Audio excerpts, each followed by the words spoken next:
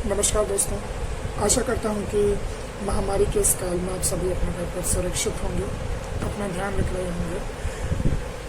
दोस्तों, यूँ तो पूरी दुनिया, पूरा देश पिछले 6 महीनों से एक बहुत बड़ी संकट से जूझ रहा है। वहीं हर कोई अपने जीवन में छोटी छोटी चुनौतियों से जूझ रहा है, लड़ रहा है। दोस्तों, मैं बताना चाहूँगा कि पिछले 5 महीने हम कह सकते हैं, पिछले 5 महीने कुछ अभ्यर्थियों के लिए, Delhi metro rail corporation DMRC के कुछ अभ्यर्थियों के लिए चुनौती से भरे हुए रहे हैं। एक लड़ाई वो लड़ रहे हैं, जो लड़ाई अभी भी जारी है। जी दोस्तों, मैं बात कर रहा हूँ दिल्ली मेट्रो रेल कॉरपोरेशन के रिक्रूटमेंट एग्ज़ाम के बारे में।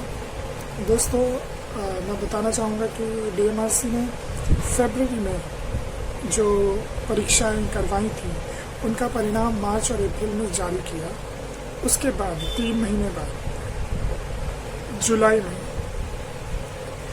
चयनित हुए अभ्यर्थी, जिनका परिणाम में नाम था, परिणाम की सूची में नाम था, उन चयनित अभ्यर्थियों में से बहुत सारे अभ्यर्थियों को निकाल कर बाहर फेंक दिया 3 महीने बाद, जी जुलाई में। दोस्तों, आप सोचें उनकी मनोस्थिति, उन अभ्यर्थियों की जिनके पास इतनी कड़ी मेहनत करने के बाद जिनके हाथ में एक नौकरी आती है, एक आशा की किरण आती है, लेकिन DMRC ने एक झटके में, एक चुटकी बजाते ही उनसे वो खुशी, वो संतुष्टि छीन ली। दोस्तों, आप खुद को उन अभ्यर्थियों की जगह पर रखकर सोचें, जिन्होंने 2 साल, 3 साल, 1 साल कड़ी मेहनत करने के बाद परीक्षा को पास किया, मेरिट में अपना नाम लिया, लेकिन उसके बाद भी उनको मेरिट से, परिणाम से निकाल कर बाहर फेंक दिया गया। उस मानसिक प्रताड़ना के बारे में सोचिए, जिस मानसिक प्रताड़ना से वो सभी अभ्यर्थी गुजरे हैं। दोस्तों, एक बात तो तय है कि ऐसा करके दिल्ली मेट्रो के जो अधिकारी हैं, जिनके हाथों में भी ये अथॉरिटी थी, उन अधिकारियों ने केवल और केवल अपनी आधिकारिक शक्तियों का जो भौंदा प्रदर्शन किया है, वो बिल्कुल निंदनीय है, बिल्कुल ही बेतुका और वाहियात है। बहुत सारे विकल्प थे, ज्वाइनिंग लेट दी जा सकती थी, फेज्ड मैनर में दी जा सकती थी, ग्रेडेड मैनर में दी जा सकती थी। ये मेट्रो का परिचालन ग्रेडेड मैनर में शुरू कर सकते हैं, ये मेट्रो का परिचालन फेज्ड मैनर में शुरू कर सकते हैं, लेकिन ये जो परीक्षा में पास हुए अभ्यर्थी थे, उनको ग्रेडेड मैनर में ज्वाइनिंग नहीं दे सकते। आप देखिए कितने भौंदीपने की कितनी हद की है। दोस्तों, ये जो लड़ाई कुछ अभ्यर्थी 5 महीने से लड़ रहे हैं, उसके अलग अलग चरण हुए, जहां हमको अपने प्रयासों के कुछ सकारात्मक परिणाम भी दिखाई दिए।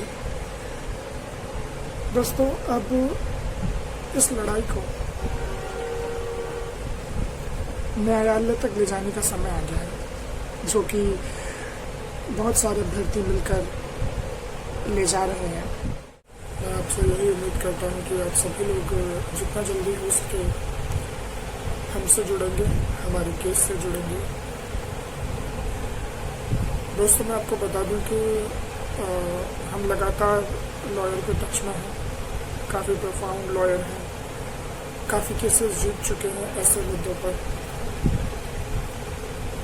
और हमने काफ़ी जद्दोजहद और संघर्ष के बाद उनको अपॉइंट कर पाया है। और हम चाहते हैं कि ज़्यादा से ज़्यादा लोग इस केस से जुड़ें, क्योंकि न केवल हमारे अनुसार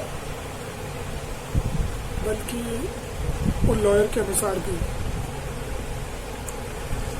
हमारे केस में काफ़ी मेरिट है। और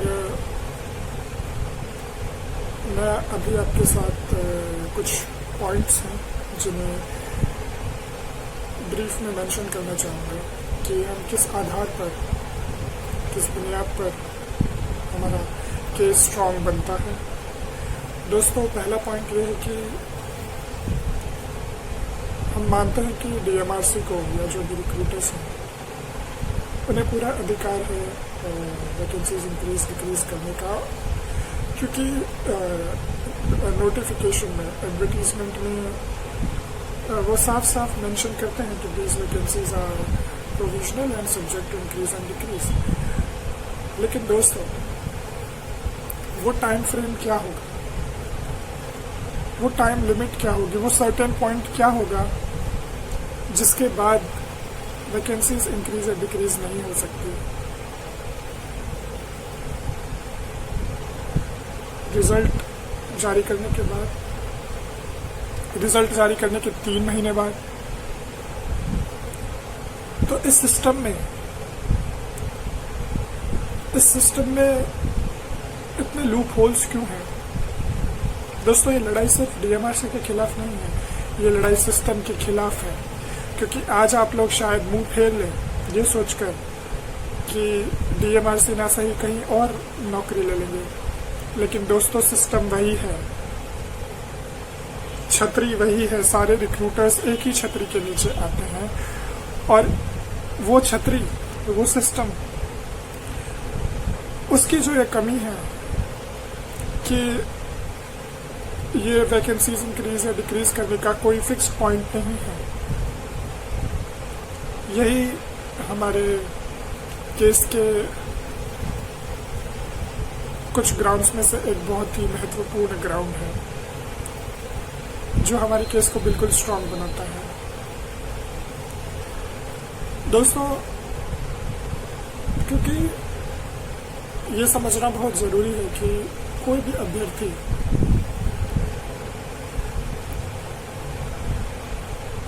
जब परिणाम में अपना नाम देखता है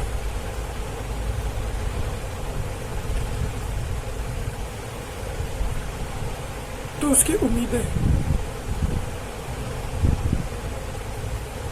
जुड़ जाती हैं उस नौकरी के साथ। लेकिन डीएमआरसी ने और ऐसे रिक्रूटर्स जो हैं जो चुटकियों में अभ्यर्थियों को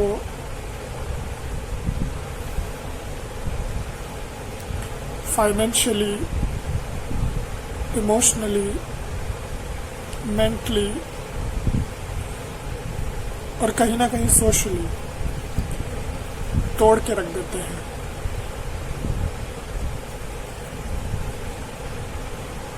तो इस आधार पर लड़ना बहुत ज़रूरी है दोस्तों, और हम इस आधार पर लड़ रहे हैं। दोस्तों, दूसरा पॉइंट है कि जिस कारण से डीएमआरसी ने अभ्यर्थियों को निकाला, कोविड, वो कहीं ना कहीं एक वाजिब कारण तो नहीं है जिसके चलते इतना बड़ा फैसला लिया जाए और इतने सारे अभ्यर्थियों के साथ खिलवाड़ किया जाए, उनके करियर के साथ। क्योंकि कोविड हमेशा नहीं रहने वाला, परमानेंट नहीं है, आज है कल नहीं होगा। और जिस फ्रीक्वेंसी से, ये तीसरा पॉइंट है दोस्तों, जिस फ्रीक्वेंसी से मेट्रो की राइडरशिप बढ़ रही है, जिस रेट से मेट्रो की राइडरशिप बढ़ रही है, रेवेन्यू जनरेट होने लगा है, उसको मद्देनज़र रखा जाए तो काफ़ी जल्दी, बहुत जल्द मेट्रो का रेवेन्यू स्टेबलाइज हो जाएगा, नॉर्मलाइज हो जाएगा। मेट्रो की फ्रीक्वेंसी, मेट्रो के सर्विसेज की फ्रीक्वेंसी नॉर्मलाइज हो जाएगी। इस सब के बावजूद डीएमआरसी ने अपनी मनमानी दिखाने के लिए जो खिलवाड़ किया है अभ्यर्थियों के साथ, उनको तोड़ा है, इसके खिलाफ लड़ाई तो होनी चाहिए।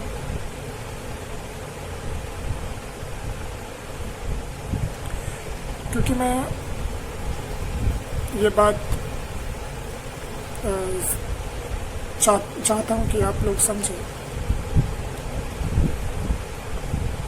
कि हम अभ्यर्थी कितनी मेहनत करने के बाद परिणाम में, मेरिट में अपना नाम लेकर आते हैं।